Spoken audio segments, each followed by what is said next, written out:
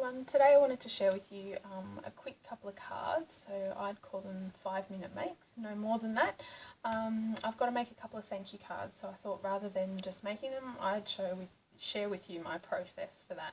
So they're for two people who will be receiving the card at the same time, so I wanted to make something a little bit similar but slightly different. So I had these old chipboard pieces that were from a magazine. I got them free, and Adam Pescott, I think, was the designer on those. So I pulled those out. They're not specifically birthday-like. There was a couple of birthday ones in there, so I picked the ones that weren't very birthday-like, and then I just picked two cardstocks that kind of coordinate with those pictures. So the first thing I'm going to do is just ink the edges of those cardstocks. So I've just picked some coordinating ink. So I've got Versacolour Heliotrope is the colour I've got here. So I'm just going to ink the edge of that just to give a bit of definition. I'm not going to layer up lots of cardstock today, so rather than adding extra layers, I'm just going to give it a bit more texture or dimension by adding the ink around the edge. So just sticking that down with double-sided tape. Probably should have done that before I started recording, but that's okay. So then what I'm going to do is the sentiment for this card is going to say thank you, but it's going to be at the bottom. So we're going to not place this right in the centre of the card, but offset it to the top a little bit. So nice even edges all the way around, and just at the top of the card there. So the same thing again with this blue piece of cardstock. It's a little bit crooked. Straighten that up.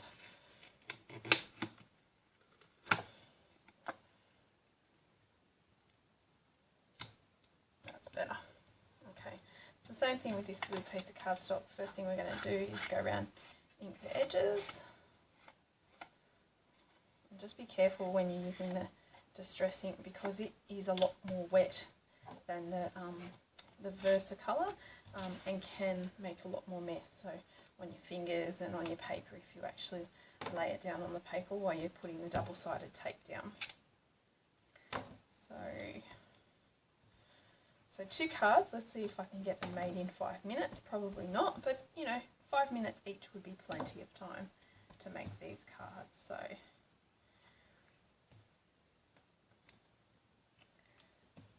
So what I'm going to do next is I've picked out a couple of stamps that kind of coordinate with the pictures that I've chosen, or the chipboards that I've chosen. So what I've got is a flower stamp, which is a very similar design to the flower at the top here, and that just comes out of this set that I got a long time ago. It was probably one of my first clear cling stamp sets that I got, and I still use it quite regularly. So I've got that flower stamp, and so what I'm going to do is, using the ink again, the coordinating ink, I'm just going to ink that stamp up, and going to create a bit of a border around the edge.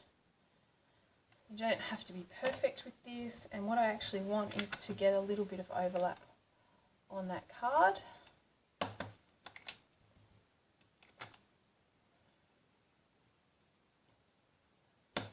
And we're going to ink all the way. Oh, that wasn't very good. Because you've got the cardstock giving dimension, you just do need to be a little bit careful that you do sort of press or roll towards that cardstock. You don't want to rock, because that will get the edges will get inked if that's the case, or the edges of the stamp will let the ink come off. But we just want ink all the way around. I haven't tried this technique before, but I just thought it might be a quick way to add a bit of interest to a card and a bit of dimension without actually having to do too much in the way of stamping, layering and that sort of thing. Okay, so we'll work our way up the other side. Now I guess what I'd be mindful to say here is you want to make sure you get the even number of stamps. So spacing is kind of important in this situation. So generally what I'll do to make sure I get the spacing right is go halfway and do it like that, and then I've got space for 2 stamps there. I just find it's easier to do it that way, and with the top one, because I've got an even number across the bottom, I want an even number across the top, which means that I won't actually put one straight in the middle. I'll just work my way across. It doesn't have to be perfect, as long as you've sort of got the same number of flowers all the way across. Okay, so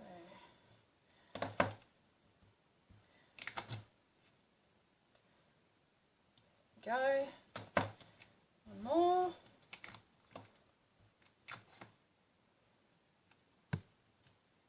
Okay, so what we're going to do now is we've got a little thank you sentiment, and I'm just going to take some Memento black ink, stamp that up really well. We're just going to stamp that off to the bottom there.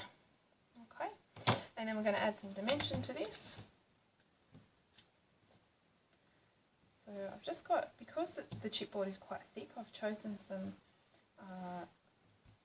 foam squares that aren't too thick. I don't want to bring it off the page too much, but this is where our dimension comes from with this card. There we go. Just peel those off.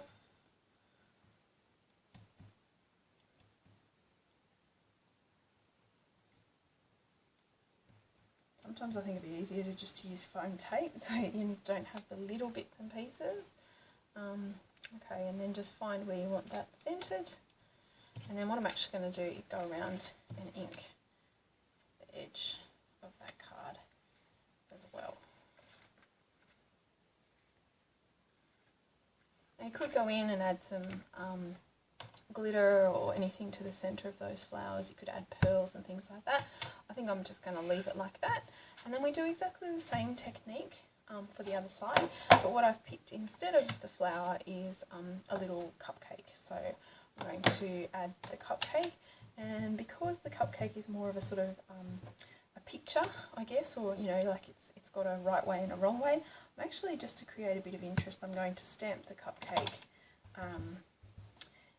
on different angles. So I'm going to sort of reverse it that way and then reverse it back again. With this I'm using the Faded Jeans Distress ink,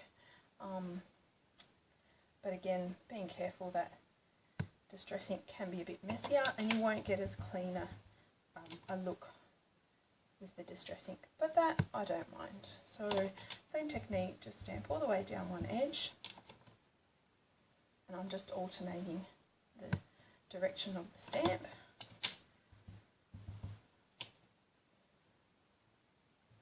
Down to the bottom corner, and again just alternating the direction of that stamp, not alterating. And then, so because this is a little bit bigger, we will have less stamps going down each edge. So this time we'll have the odd number across the bottom and the even number down the side. So I'm going to go in and do my odd number, so if that one goes up that way, then this one will go this way. And this one will go in the same direction. Here's hoping it goes back to the original pattern in the middle. We'll see how we go. I don't think it will, you know. I think it's going to be not quite work out the way, so that alternating the whole way, but that's okay. We can work with that. So just making sure we get the spacing right.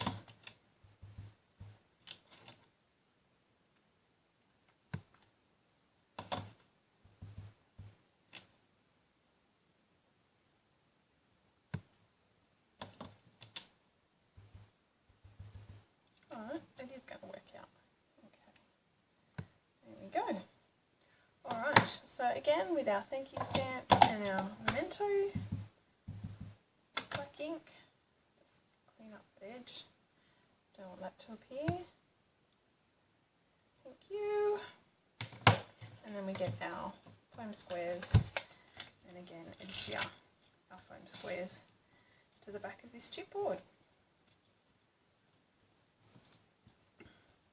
So really simple, easy card. I've been holding on to these chipboard pieces for a while, so happy to use them rather than have them sitting there. And very quick and easy card to do.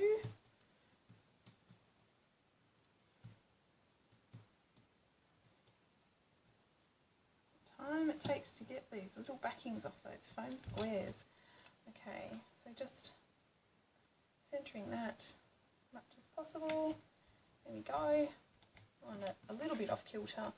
I'm just inking the edges of that card to give it a little bit more definition. And there's two really quick and simple thank you cards, that kind of look like they belong to a set, but they're very different as well at the same time. I hope you enjoyed this video, and thanks for watching.